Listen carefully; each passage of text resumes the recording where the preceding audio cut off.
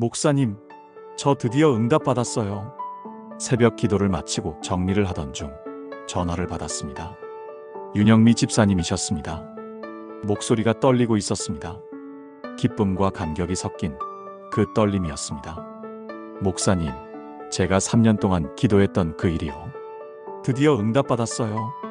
저는 그 순간 3년 전 그분의 얼굴이 떠올랐습니다. 2022년 1월 어느 추운 새벽이었습니다. 윤영미 집사님은 새벽 기도 후 저를 찾아오셨습니다.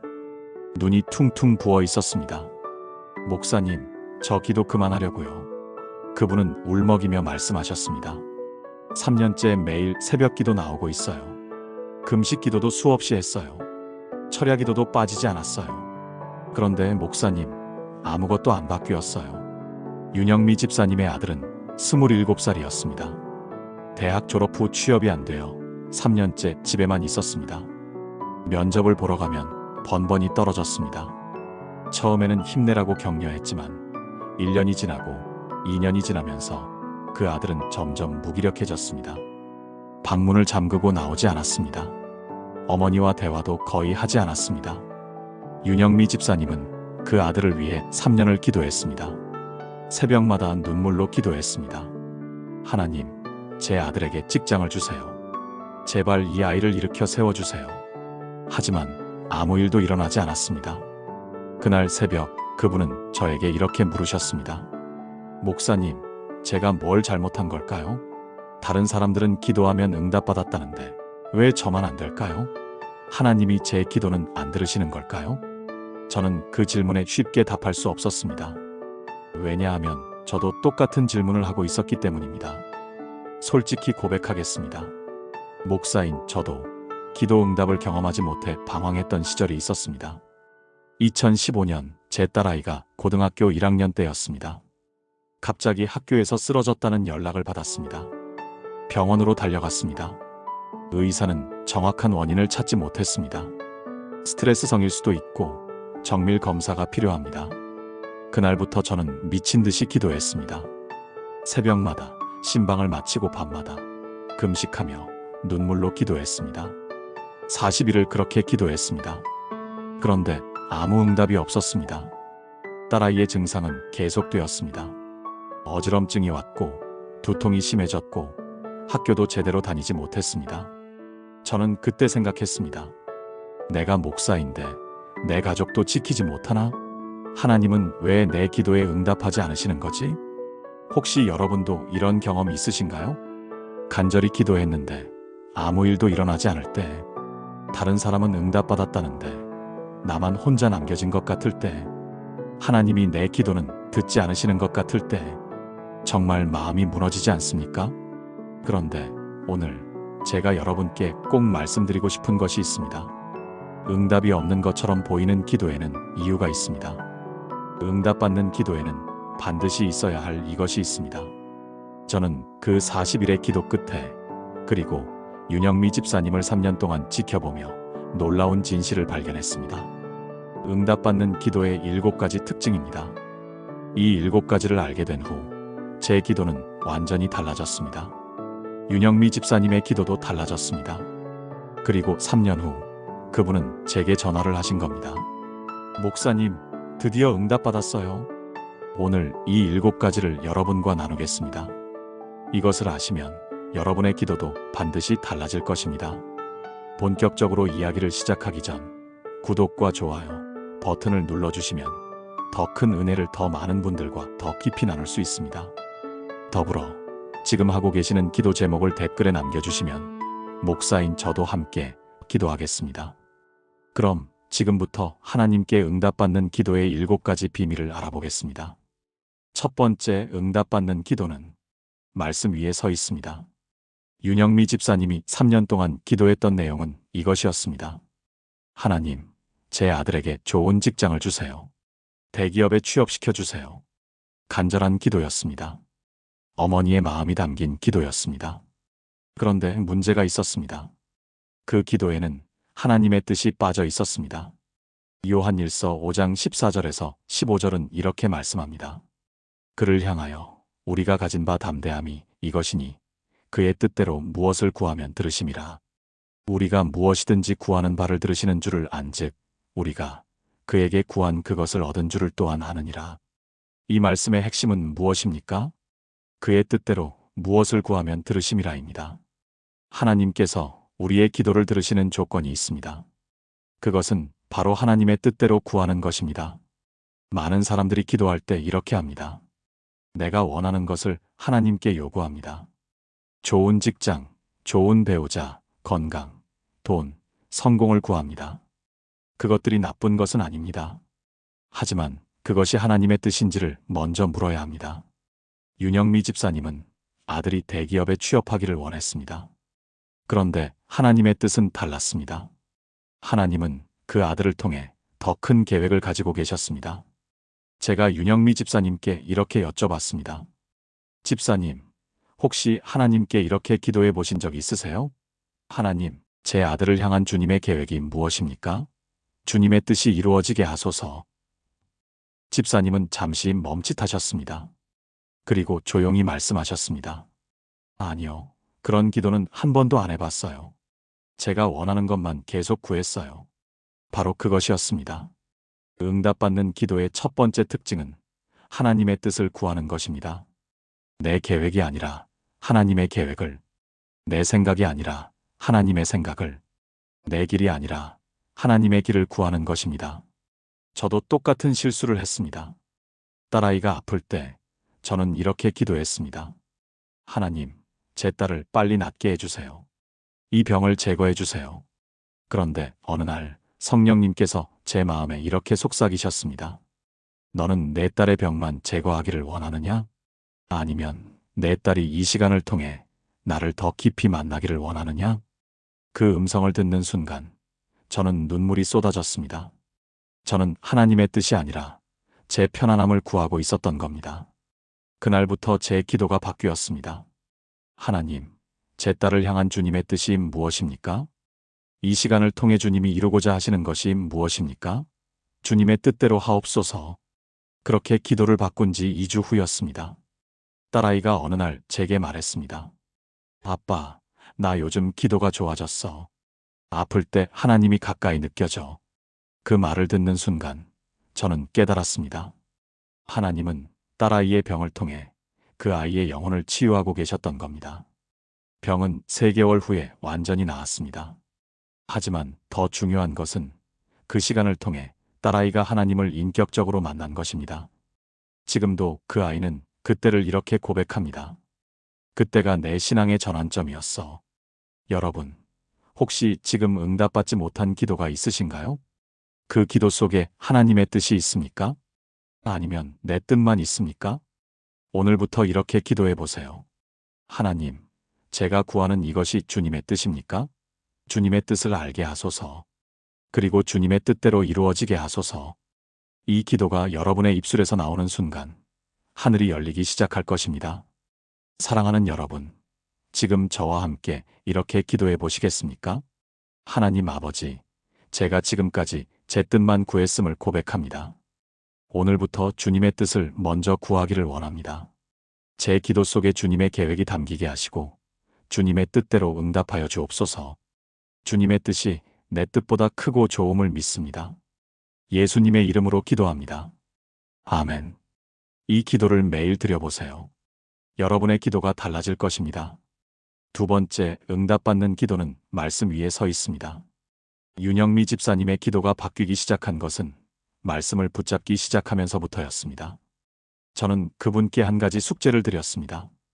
집사님, 이번 주 동안 성경에서 자녀에 관한 말씀을 찾아보세요. 그리고 그 말씀으로 기도해 보세요. 일주일 후 윤영미 집사님이 제게 오셨습니다. 손에 성경을 들고 계셨습니다. 성경 곳곳에 형광펜으로 밑줄이 그어져 있었습니다. 목사님, 제가 이사야 54장 13절을 발견했어요. 네 모든 자녀는 여호와의 교훈을 받을 것이며 내 자녀에게는 큰 평안이 있을 것이라. 이 말씀이 제 마음을 사로잡았어요. 집사님의 눈빛이 달라져 있었습니다.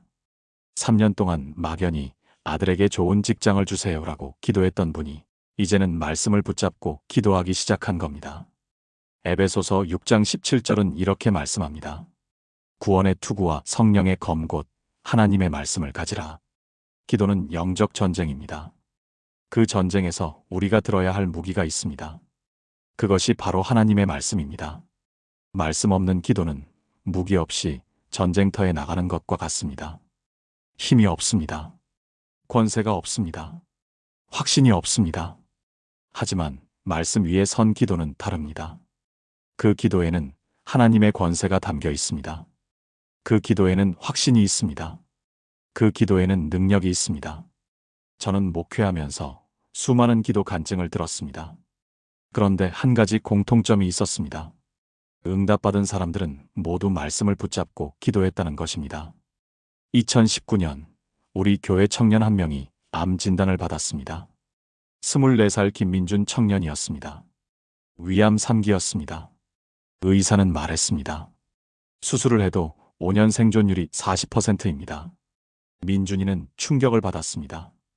부모님은 매일 눈물로 기도했습니다. 그런데 민준이는 어느 날 병실에서 성경을 펼쳤습니다. 그리고 시편 118편 17절을 읽었습니다. 내가 죽지 않고 살아서 여호와께서 하신 일을 선포하리로다. 그 말씀이 민준이의 마음을 사로잡았습니다. 민준이는 그날부터 매일 그 말씀을 고백하며 기도했습니다. 하나님, 저는 죽지 않고 살아서 주님께서 하신 일을 선포하겠습니다. 이것은 주님의 말씀입니다. 주님의 약속입니다. 수술을 받았습니다. 항암 치료를 받았습니다. 6개월의 긴 치료 기간 동안 민준이는 매일 그 말씀을 붙잡았습니다. 병실 벽에 그 말씀을 붙여놓고 힘들 때마다 큰 소리로 읽었습니다. 그리고 1년 후 기적이 일어났습니다. 정밀 검사 결과 암세포가 완전히 사라진 겁니다. 의사는 고개를 갸우뚱하며 말했습니다. 이건 의학적으로 설명하기 어렵습니다. 기적이라고밖에 할 수 없네요. 민준이는 지금 간증 집회를 다니며 이렇게 말합니다. 제가 살아난 것은 말씀의 능력 때문입니다. 하나님의 말씀은 살아있고 운동력이 있습니다. 여러분, 지금 기도 응답을 기다리고 계신가요? 그 기도 속에 말씀이 있습니까? 막연한 소원이 아니라 하나님의 약속을 붙잡고 계십니까? 오늘부터 이렇게 해보세요. 여러분이 기도하는 그 문제에 대해 성경에서 관련된 말씀을 찾으세요. 그리고 그 말씀을 기도에 담으세요. 하나님, 주님께서 이렇게 약속하셨습니다. 이 약속을 붙잡고 기도합니다. 이렇게 기도할 때 여러분의 기도는 더 이상 여러분의 기도가 아닙니다. 하나님의 말씀이 여러분의 입을 통해 선포되는 것입니다. 그 기도에는 하늘을 움직이는 능력이 있습니다. 사랑하는 여러분, 지금 저와 함께 이렇게 기도해 보시겠습니까? 하나님 아버지, 주님의 말씀은 살아있고 운동력이 있음을 믿습니다. 오늘부터 제 기도에 주님의 말씀을 담기 원합니다. 말씀을 붙잡고 기도하게 하시고 그 말씀이 이루어지는 것을 보게 하옵소서. 주님의 약속은 반드시 성취됨을 믿습니다. 예수님의 이름으로 기도합니다. 아멘. 매일 아침 성경을 펼치고 그날의 말씀을 붙잡아 기도해 보세요. 세 번째 응답받는 기도는 인내로 기다립니다. 윤영미 집사님이 가장 힘들어했던 것이 바로 이것이었습니다. 기다리는 시간. 3년이라는 시간은 너무나 길었습니다. 매일 새벽 기도하러 나오면서도 아무 변화가 없는 아들을 보면 마음이 무너졌습니다. 하나님, 언제까지 기다려야 합니까? 이 질문을 수없이 했습니다. 우리는 빠른 응답을 원합니다. 즉각적인 변화를 원합니다. 기도하면 바로 이루어지기를 바랍니다. 하지만 성경은 다르게 말씀합니다. 히브리서 6장 12절입니다. 게으르지 아니하고 믿음과 오래 참음으로 말미암아 약속들을 기업으로 받는 자들을 본받는 자 되게 하려는 것이니라. 하나님의 약속을 받는 두 가지 요소가 있습니다. 믿음과 오래 참음입니다. 믿음만으로는 부족합니다. 오래 참는 인내가 필요합니다. 왜 하나님은 즉시 응답하지 않으실까요? 왜 우리를 기다리게 하실까요? 그 이유를 저는 세 가지로 발견했습니다. 첫째, 하나님은 기다리는 시간을 통해 우리의 믿음을 성숙시키십니다. 즉각적인 응답은 우리를 편하게 합니다. 하지만 성숙시키지는 못합니다. 기다리는 시간 동안 우리는 더 깊이 기도하게 됩니다. 더 간절히 하나님을 찾게 됩니다. 더 의지하게 됩니다. 둘째, 하나님은 최선의 타이밍을 알고 계십니다. 우리가 원하는 때가 아니라 하나님이 정하신 때가 있습니다. 그때가 우리에게 가장 좋은 때입니다. 셋째, 하나님은 기다리는 동안 상황을 완벽하게 준비하십니다. 우리가 보기에는 아무 일도 일어나지 않는 것 같지만 하나님은 보이지 않는 곳에서 모든 것을 준비하고 계십니다. 2018년 우리 교회 이영자 권사님의 이야기입니다. 권사님의 남편은 30년 동안 술을 마셨습니다. 교회도 나오지 않았습니다. 권사님은 30년 동안 남편을 위해 기도했습니다. 매일 새벽 기도했습니다. 금식 기도도 수없이 했습니다. 그런데 30년 동안 남편은 변하지 않았습니다. 권사님은 절망했습니다. 하나님, 제가 뭘 잘못했습니까? 왜 제 기도는 들어주지 않으십니까? 그런데 놀라운 일이 일어났습니다. 30년째 되던 해, 남편이 갑자기 심장마비로 쓰러졌습니다. 병원에 실려갔습니다. 의사는 말했습니다. 30분만 늦었어도 사망했을 겁니다. 기적적으로 살아났습니다. 그날 밤 병실에서 남편이 눈물을 흘리며 말했습니다. 여보, 내가 죽을 뻔했어. 하나님이 나를 살려주셨어. 이제 교회 나가겠어? 다음 주일 남편은 처음으로 교회에 나왔습니다. 그리고 3개월 후 세례를 받았습니다. 술을 완전히 끊었습니다. 지금은 구역장으로 섬기고 있습니다. 이영자 권사님은 간증합니다. 30년이 너무 길었습니다. 포기하고 싶었습니다. 하지만 하나님은 그 30년을 통해 제 믿음을 단련시키셨습니다. 그리고 하나님만이 아실 수 있는 완벽한 타이밍에 남편을 변화시키셨습니다. 여러분, 지금 기다리는 시간이 너무 길게 느껴지십니까? 포기하고 싶으십니까? 조금만 더 기다려보세요. 하나님은 반드시 응답하십니다. 하나님의 시간표는 우리의 시간표와 다릅니다. 하지만 하나님의 시간은 항상 최선의 시간입니다. 윤영미 집사님도 3년을 기다렸습니다. 그 3년 동안 포기하고 싶었던 순간이 수없이 많았습니다. 하지만 인내하며 기도했습니다. 그리고 3년째 되던 해 드디어 응답이 왔습니다. 아들이 작은 사회적 기업에 취업했습니다. 대기업은 아니었습니다. 하지만 그곳은 아들의 적성에 딱 맞는 곳이었습니다. 아들은 그곳에서 일하며 완전히 달라졌습니다. 생기가 돌아왔습니다. 어머니와 대화도 많아졌습니다. 그리고 1년 후 그 회사에서 아들이 중요한 프로젝트를 맡게 되었습니다. 지금은 팀장으로 승진해서 열심히 일하고 있습니다. 윤영미 집사님은 고백합니다. 만약 제가 원했던 대로 3년 전에 대기업에 취업했다면 아들은 행복하지 않았을 겁니다. 하나님은 3년을 기다리게 하시면서 제 아들에게 완벽하게 맞는 곳을 준비하고 계셨습니다. 사랑하는 여러분, 지금 저와 함께 이렇게 기도해 보시겠습니까? 하나님 아버지, 기다리는 시간이 너무 힘듭니다. 하지만 주님의 시간이 가장 좋은 시간임을 믿습니다. 제게 인내를 주시고 끝까지 기도할 수 있는 힘을 주옵소서. 주님께서 보이지 않는 곳에서 모든 것을 준비하고 계심을 믿습니다. 주님의 때에 주님의 방법으로 응답하여 주옵소서. 예수님의 이름으로 기도합니다. 아멘. 포기하지 마세요. 조금만 더 기다려 보세요. 4번째 응답받는 기도는 회개와 함께합니다. 제가 윤영미 집사님과 상담하면서 발견한 또 하나의 문제가 있었습니다. 집사님은 3년 동안 아들을 위해 기도했지만 정작 자신의 문제는 보지 못하고 있었습니다. 어느 날 저는 조심스럽게 여쭤봤습니다. 집사님, 혹시 아드님과의 관계에서 해결되지 않은 상처나 문제가 있으신가요? 집사님은 잠시 침묵하셨습니다. 그리고 천천히 말씀하셨습니다. 사실은 제가 아들을 너무 많이 다그쳤어요. 공부하라고, 취업하라고. 아들이 힘들어하는데도 계속 압박했어요. 한 번은 아들이 이렇게 말했어요. 엄마는 나를 사랑하는 게 아니라 엄마가 원하는 내 모습만 사랑하는 것 같아. 그 말을 듣고 마음이 아팠는데 제 잘못을 인정하기 싫어서 그냥 넘어갔어요. 그 순간 저는 깨달았습니다. 하나님께서 윤영미 집사님의 기도에 즉시 응답하지 않으신 이유를. 하나님은 아들만이 아니라 어머니도 함께 변화시키기를 원하셨던 겁니다. 시편 66편 18절은 이렇게 말씀합니다. 내가 내 마음에 죄악을 품으면 주께서 듣지 아니하시리라. 기도의 장애물 중 하나가 바로 죄입니다. 우리 마음속에 회개하지 않은 죄가 있으면 그것이 기도의 통로를 막습니다. 하나님은 우리의 기도를 들으시기 전에 먼저 우리의 마음을 보십니다.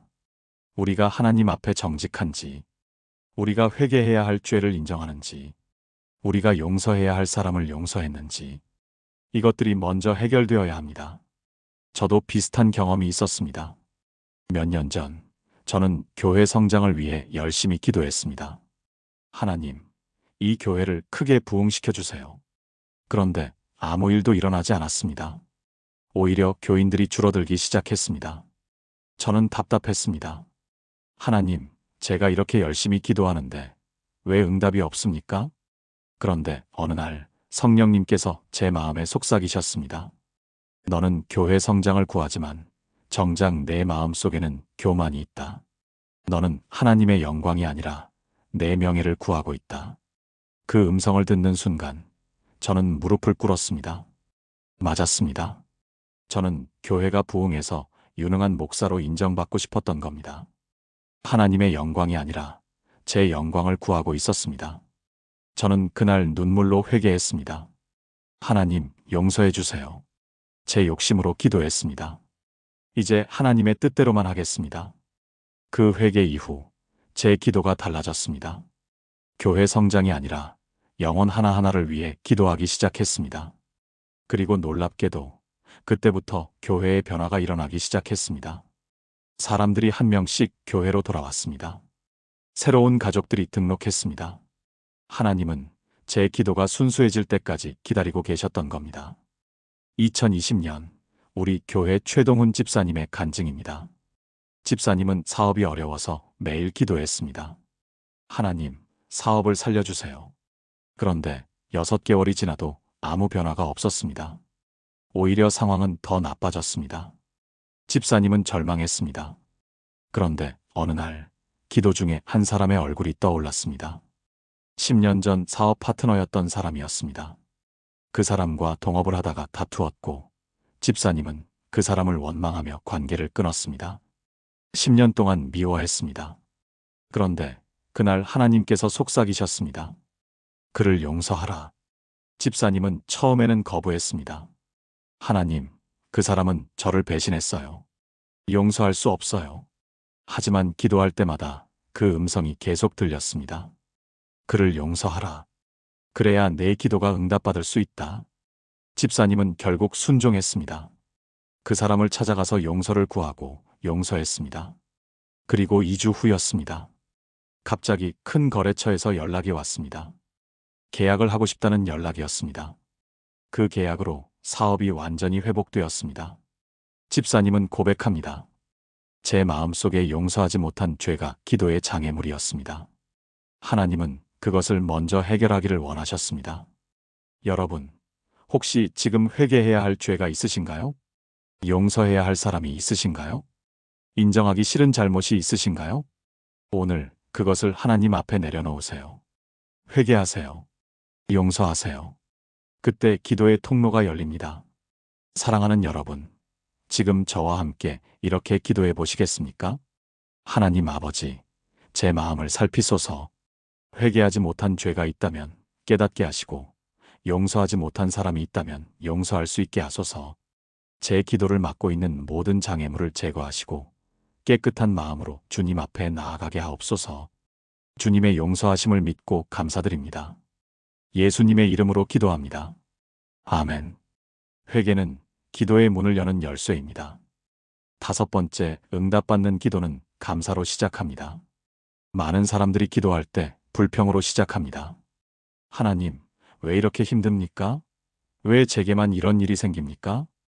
윤영미 집사님도 그랬습니다. 3년 동안 기도하면서 대부분의 기도가 불평과 원망으로 시작되었습니다. 하나님, 왜 제 아들만 취업이 안 됩니까? 다른 집 아이들은 다 잘 되는데. 그런데 어느 날 저는 집사님께 이렇게 제안했습니다. 집사님, 이번 주는 기도할 때 불평 대신 감사로 시작해 보세요. 지금 감사할 조건이 아니어도 믿음으로 감사하는 겁니다. 집사님은 의아해 하셨습니다. 무엇을 감사합니까? 아들은 여전히 취업이 안 되었는데요. 저는 말씀드렸습니다. 아들이 건강한 것, 아들과 함께 있을 수 있는 것, 기도할 수 있는 것, 이런 것들부터 감사해 보세요. 데살로니가전서 5장 16절에서 18절은 이렇게 말씀합니다. 항상 기뻐하라. 쉬지 말고 기도하라. 범사에 감사하라.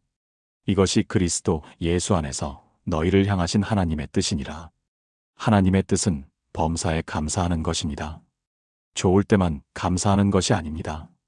어려울 때도 감사하는 것입니다. 왜 하나님은 감사를 원하실까요? 감사는 우리의 시선을 바꾸기 때문입니다. 불평할 때 우리는 없는 것을 봅니다. 감사할 때 우리는 있는 것을 봅니다. 불평할 때 우리는 문제를 봅니다. 감사할 때 우리는 하나님을 봅니다. 감사는 단순한 긍정적 사고가 아닙니다. 감사는 믿음의 고백입니다. 하나님께서 이미 일하고 계심을 믿습니다. 아직 보이지 않지만 하나님께서 예비하고 계심을 믿습니다. 이것이 감사의 본질입니다. 윤영미 집사님은 처음에는 어색했지만 순종했습니다. 다음 주 새벽 기도 때 이렇게 기도하기 시작했습니다. 하나님 감사합니다. 제 아들이 건강한 것을 감사합니다. 아들과 함께 살 수 있는 것을 감사합니다. 아들을 위해 기도할 수 있는 것을 감사합니다. 처음에는 말로만 하는 감사였습니다. 그런데 신기하게도 일주일, 2주일 감사로 기도하다 보니 집사님의 마음이 바뀌기 시작했습니다. 불평이 줄어들었습니다. 평안이 찾아왔습니다. 아들을 보는 시선도 달라졌습니다. 왜 취업을 못하냐는 눈빛이 아니라 건강하게 있어줘서 고맙다는 눈빛으로 변했습니다. 그리고 놀라운 일이 일어났습니다. 아들도 변하기 시작한 겁니다. 어머니의 눈빛이 달라지자 아들의 마음도 열렸습니다. 대화가 많아졌습니다. 아들이 자기 고민을 털어놓기 시작했습니다. 그리고 그때부터 아들이 다시 일어서기 시작했습니다. 2017년 우리 교회 박순희 권사님의 간증입니다. 권사님의 남편이 사업 실패로 5억 원의 빚을 지게 되었습니다. 집도 넘어갔습니다. 전세집으로 이사했습니다. 권사님은 절망했습니다. 매일 울면서 기도했습니다. 하나님, 왜 저희에게 이런 일이 생겼습니까? 어떻게 살아야 합니까? 그런데 어느 날 목장 모임에서 한 자매님이 간증했습니다. 저도 어려울 때 감사 기도를 시작했는데 삶이 달라졌어요. 권사님은 그날 결단했습니다. 나도 감사로 기도해보자. 다음 날부터 권사님은 감사 일기를 쓰기 시작했습니다. 매일 밤 3가지씩 감사 제목을 적었습니다. 처음에는 정말 어려웠습니다. 오늘 새끼밥을 먹을 수 있어서 감사합니다. 오늘 비가 오지 않아서 감사합니다. 이런 작은 것들부터 감사했습니다. 그런데 한 달이 지나자 감사 제목이 많아지기 시작했습니다. 2달이 지나자 권사님의 마음이 완전히 바뀌었습니다. 환경은 그대로였지만 평안이 찾아왔습니다. 그리고 6개월 후 기적이 일어났습니다. 남편이 새로운 일을 시작했고 1년 만에 빚의 절반을 갚았습니다. 3년 후에는 빚을 완전히 갚고 작은 집을 다시 마련했습니다. 권사님은 고백합니다. 감사 기도가 제 인생을 바꿨습니다. 환경이 바뀌기 전에 제 마음이 먼저 바뀌었고 그 다음에 환경도 따라서 바뀌었습니다. 여러분, 지금 어떤 기도 제목을 가지고 계신가요? 그 기도를 감사로 시작해 보세요. 아직 응답받지 못했어도 믿음으로 감사하세요. 하나님, 아직 보이지 않지만 주님께서 이미 일하고 계심을 믿고 감사합니다. 이 고백이 여러분의 입에서 나오는 순간 하늘이 열립니다. 사랑하는 여러분, 지금 저와 함께 이렇게 기도해 보시겠습니까? 하나님 아버지, 지금까지 불평과 원망으로 기도했음을 용서해 주세요. 오늘부터 감사로 기도하기를 원합니다. 아직 응답받지 못한 것들도 믿음으로 감사합니다. 주님께서 이미 일하고 계심을 믿고 주님의 때에 응답하실 줄 믿습니다. 범사에 감사하는 삶을 살게 하옵소서. 예수님의 이름으로 기도합니다. 아멘. 오늘부터 감사 일기를 써보세요. 매일 3가지씩만 감사 제목을 적어보세요. 6번째, 응답받는 기도는 믿음의 행동이 따릅니다. 야고보서 2장 17절은 이렇게 말씀합니다. 이와 같이 행함이 없는 믿음은 그 자체가 죽은 것이라. 기도만 하고 아무 행동도 하지 않으면 그것은 진짜 믿음이 아닙니다. 진짜 믿음은 반드시 행동으로 나타납니다. 윤영미 집사님이 변화하기 시작한 것은 행동을 시작하면서부터였습니다. 저는 집사님께 이렇게 제안했습니다. 집사님, 아드님을 위해 기도만 하지 마시고 아드님과의 관계를 회복하는 행동을 해보세요. 집사님은 고개를 끄덕이셨습니다. 그날부터 집사님은 달라졌습니다. 아들에게 취업했어? 라고 묻는 대신 오늘 하루 어땠어? 라고 물었습니다. 아들이 좋아하는 음식을 만들어 주었습니다. 주말에는 아들과 함께 산책을 나갔습니다. 처음에는 아들이 어색해했습니다. 그런데 한 달, 두 달이 지나면서 아들이 마음을 열기 시작했습니다. 어느 날 아들이 말했습니다. 엄마, 요즘 엄마가 많이 달라졌어. 전에는 나한테 취업하라고만 했는데 요즘은 나를 있는 그대로 사랑해주는 것 같아. 집사님은 그 말을 듣고 눈물이 났습니다. 하나님께서 원하셨던 것이 바로 이것이었습니다. 아들의 취업이 아니라 관계의 회복이었던 겁니다. 그리고 그 관계가 회복된 후 아들이 다시 일어섰습니다. 기도는 하늘에서 이루어지는 일이지만 행동은 땅에서 이루어지는 일입니다. 하늘과 땅이 만날 때 기적이 일어납니다. 2016년 우리 교회 김영수 집사님의 간증입니다. 집사님은 오랫동안 실직 상태였습니다. 매일 새벽 기도하며 일자리를 구했습니다. 하나님, 저에게 직장을 주세요. 6개월이 지나도 아무 연락이 없었습니다. 집사님은 낙심했습니다. 그런데 어느 날 한 형제님이 집사님께 말했습니다. 집사님, 기도만 하지 말고 행동도 해보세요. 이력서를 다시 쓰고 새로운 곳에 지원해보세요. 집사님은 그 말에 깨달았습니다. 내가 기도만 하고 아무 행동도 하지 않았구나. 그날부터 집사님은 달라졌습니다. 이력서를 10번 넘게 다시 썼습니다. 면접 준비를 철저히 했습니다. 작은 회사라도 지원했습니다. 그리고 2주 후 한 회사에서 연락이 왔습니다. 면접을 보러 갔고 합격했습니다. 집사님은 고백합니다. 하나님은 제가 기도만 하는 것이 아니라 믿음으로 행동하기를 원하셨습니다. 여러분, 지금 기도하고 있는 그 문제가 있습니까? 그 기도와 함께 어떤 행동을 하고 계십니까? 건강을 위해 기도한다면 운동을 시작하세요. 관계 회복을 위해 기도한다면 먼저 연락하세요. 재정 문제를 위해 기도한다면 지출을 줄이고 저축을 시작하세요.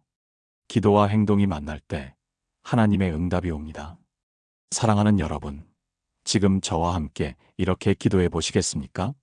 하나님 아버지, 기도만 하고 행동하지 않았던 제 모습을 용서해 주세요. 오늘부터 믿음의 행동을 시작하겠습니다. 제가 할 수 있는 것을 최선을 다해 하고 나머지는 주님께 맡기겠습니다. 기도와 행동이 함께할 때 주님의 응답이 임함을 믿습니다. 예수님의 이름으로 기도합니다. 아멘. 오늘부터 작은 행동 하나를 시작해 보세요. 7번째, 응답받는 기도는 공동체와 함께 드립니다. 마태복음 18장 19절에서 20절은 이렇게 말씀합니다. 진실로 다시 너희에게 이르노니 너희 중에 2사람이 땅에서 합심하여 무엇이든지 구하면 하늘에 계신 내 아버지께서 그들을 위하여 이루게 하시리라. 2-3사람이 내 이름으로 모인 곳에는 나도 그들 중에 있느니라. 혼자 드리는 기도도 중요합니다. 하지만 함께 드리는 기도에는 특별한 능력이 있습니다. 2-3사람이 합심하여 기도할 때 하나님께서 그들 중에 임재하십니다. 윤영미 집사님이 3년 만에 응답받은 결정적 계기가 바로 이것이었습니다. 어느 날 집사님이 목장 모임에서 눈물로 간증했습니다. 제가 3년째 아들을 위해 기도하고 있는데 너무 힘듭니다. 함께 기도해 주시겠습니까? 그날부터 목장 식구들이 윤영미 집사님의 아들을 위해 함께 기도하기 시작했습니다. 매주 목장 모임 때마다 기도했습니다. 개인적으로도 중보기도 했습니다. 집사님은 혼자가 아니었습니다. 10명의 목장 식구가 함께 기도하고 있었습니다. 그리고 3개월 후 응답이 왔습니다. 아들이 취업했다는 소식이 왔습니다. 집사님은 목장 모임에서 울며 간증했습니다. 혼자 기도할 때는 너무 힘들었는데 여러분이 함께 기도해 주시니까 힘이 났습니다. 하나님께서 우리의 합심 기도를 들으셨습니다. 저도 비슷한 경험이 있었습니다. 2018년 우리 교회가 건축 문제로 어려움을 겪었습니다. 건축비가 부족했고 반대하는 사람들도 있었습니다. 저는 혼자 기도하며 고민했습니다. 그런데 어느 날 한 장로님이 제안하셨습니다. 목사님, 이 문제를 혼자 짊어지지 마시고 우리가 함께 기도합시다. 그날부터 매주 수요일 새벽 중보기도팀이 모여서 교회를 위해 기도하기 시작했습니다. 처음에는 10명이었습니다. 한 달 후에는 20명이 되었습니다. 3개월 후에는 50명이 모였습니다. 그리고 6개월 후 기적이 일어났습니다. 한 성도님이 익명으로 큰 금액을 헌금하셨습니다. 다른 성도들도 십시일반 모았습니다. 반대하던 분들도 마음을 돌렸습니다. 건축이 시작되었고 1년 후 완공되었습니다. 저는 그때 깨달았습니다. 함께 드리는 기도의 능력을. 2019년 우리 교회 이수진 자매님의 간증입니다. 자매님은 2년 동안 불임으로 고통받았습니다. 병원에서는 자연 임신이 어렵다고 했습니다. 자매님은 매일 울며 기도했습니다. 그런데 어느 날 구역 모임에서 고백했습니다. 제가 너무 힘듭니다. 함께 기도해 주세요. 구역 식구들이 자매님을 위해 매주 금식하며 기도했습니다. 한 권사님은 40일 작정 기도를 했습니다. 한 집사님은 매일 새벽 5시에 자매님을 위해 기도했습니다.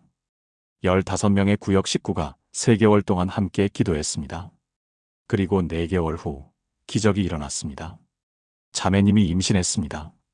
의사도 놀라워했습니다. 의학적으로 설명할 수 없는 일입니다.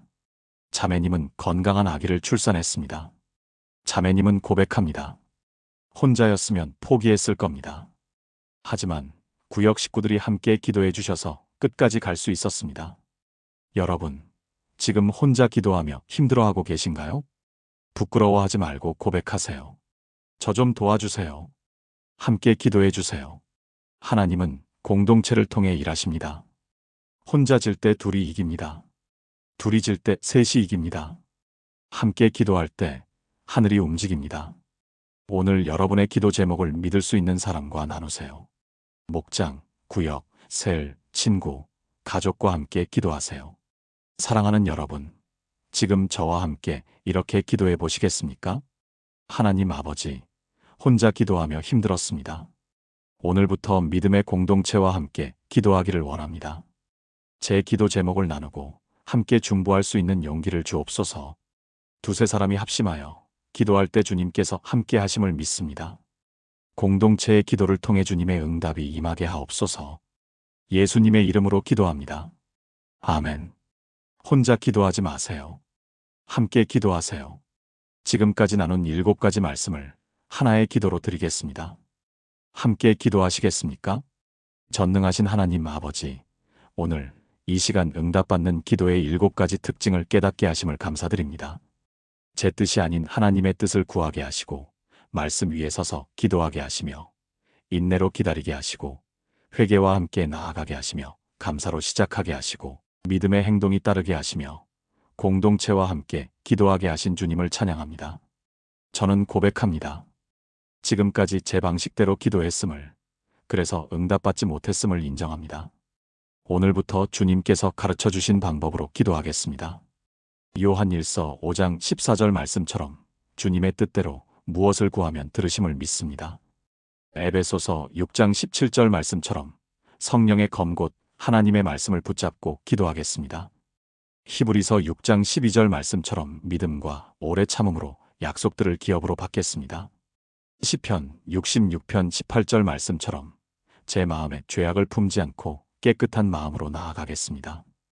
데살로니가전서 5장 18절 말씀처럼 범사에 감사하며 기도하겠습니다. 야고보서 2장 17절 말씀처럼 행함이 있는 믿음으로 기도하겠습니다. 마태복음 18장 19절 말씀처럼 합심하여 기도하겠습니다. 하나님 아버지, 제 기도에 응답해 주시옵소서. 아직 보이지 않지만 주님께서 이미 일하고 계심을 믿습니다. 주님의 때에 주님의 방법으로 완벽한 응답을 주실 줄 믿습니다. 제 기도 제목을 주님께 맡깁니다. 제 가족을, 제 건강을, 제 일을, 제 관계를, 제 미래를 모두 주님께 올려드립니다. 주님께서 가장 좋은 것으로 응답하실 줄 믿습니다. 이 시간 이후로 제 기도가 완전히 달라지게 하시고 응답받는 기도의 7가지 특징을 평생 잊지 않게 하옵소서. 제 입술에서 나오는 모든 기도가 하늘을 움직이는 능력이 되게 하시고 제 무릎 꿇는 그 자리가 하늘과 땅이 만나는 통로가 되게 하옵소서. 기도의 용사로 세워주시고 응답의 간증으로 주님을 영광 돌리는 삶을 살게 하옵소서. 이 모든 것이 주님의 은혜요 약속임을 믿고 감사하며 선포합니다. 살아계신 예수 그리스도의 이름으로 기도합니다. 아멘. 사랑하는 여러분, 오늘 우리는 응답받는 기도의 7가지 특징을 함께 나누었습니다. 첫째, 응답받는 기도는 하나님의 뜻을 구합니다. 둘째, 응답받는 기도는 말씀 위에 서 있습니다. 셋째, 응답받는 기도는 인내로 기다립니다. 넷째, 응답받는 기도는 회개와 함께합니다. 다섯째, 응답받는 기도는 감사로 시작합니다. 여섯째, 응답받는 기도는 믿음의 행동이 따릅니다. 일곱째, 응답받는 기도는 공동체와 함께 드립니다. 이 7가지가 여러분의 기도에 담길 때 여러분의 기도는 반드시 응답받을 것입니다. 윤영미 집사님은 3년을 기다렸습니다. 저는 40일을 기다렸습니다. 어떤 분은 30년을 기다렸습니다. 하지만 하나님은 반드시 응답하셨습니다. 하나님의 시간표는 우리와 다르지만 하나님은 신실하신 분이십니다. 절대로 기도를 포기하지 마세요. 여러분의 기도는 헛되지 않습니다.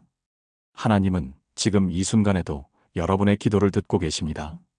보이지 않는 곳에서 응답을 준비하고 계십니다. 오늘 이 7가지를 여러분의 기도에 적용해 보세요. 그리고 응답받는 기적을 경험하세요. 혹시 오늘 이 말씀이 여러분의 마음에 닿았다면 좋아요 버튼을 눌러주시고 아래 댓글란에 아멘이라고 남겨주세요. 그리고 지금 기도 응답을 기다리고 계신 분이라면 기도합니다라고 댓글로 고백해주세요. 여러분의 고백이 믿음의 선포가 될 것입니다. 이 영상이 더 많은 분들에게 힘이 되도록 공유도 부탁드립니다. 사랑하는 여러분, 하나님의 은혜가 여러분과 여러분의 가정에 충만하기를 축복합니다. 여러분의 기도가 반드시 응답받기를 주님의 이름으로 축복합니다. 오늘도 기쁨과 감사가 넘치는 하루 되시길 바랍니다. 주님의 이름으로 축복합니다.